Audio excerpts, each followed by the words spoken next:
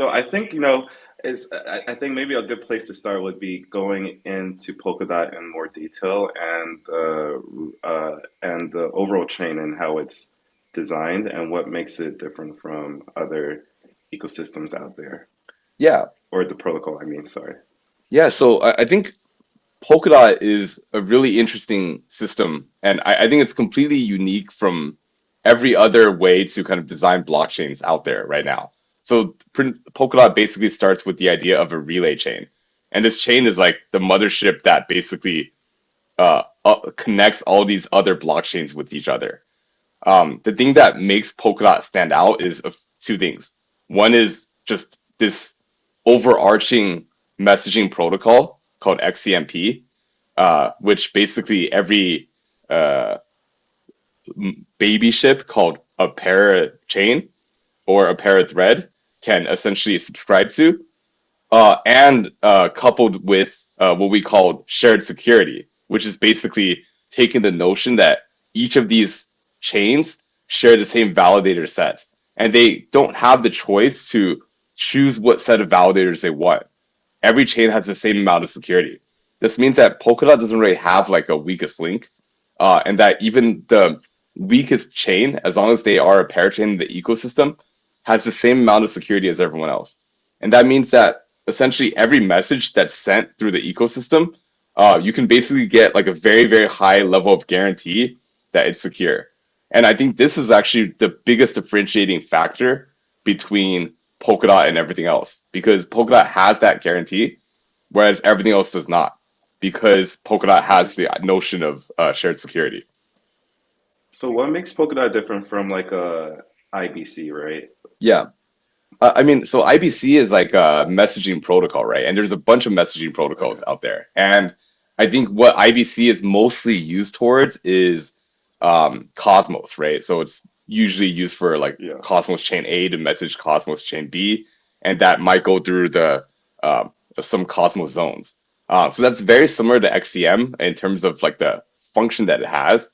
But the biggest difference Yeah. between IBC and XCM is, I guess, the uh, shared security aspect of everything, right? Is that IBC messages are not like if you send a message from chain A to chain B, like there's no guarantee that the message from chain A is valid in chain B, right? Because the amount of security, like the validator set between chain A is different from the validator set of chain B.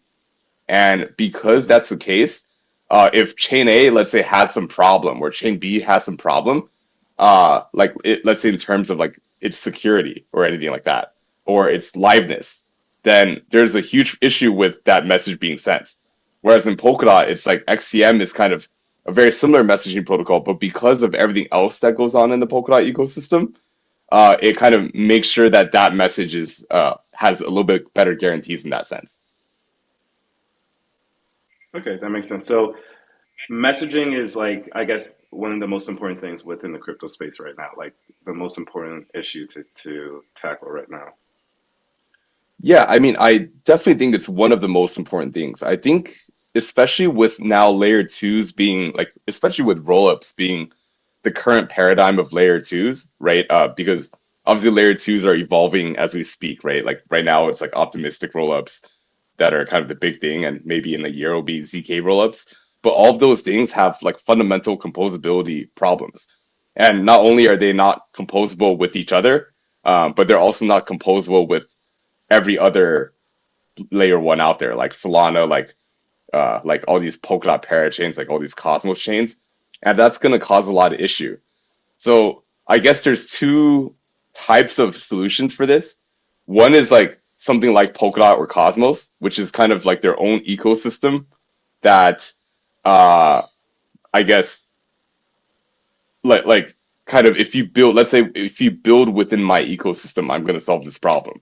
And then the other is Right. basically like a generalized messaging protocol that's not really ecosystem specific. So this would be more like Layer Zero or Axelar or Analog, which is a company I'm currently working on. So we're solving like a slightly different problem.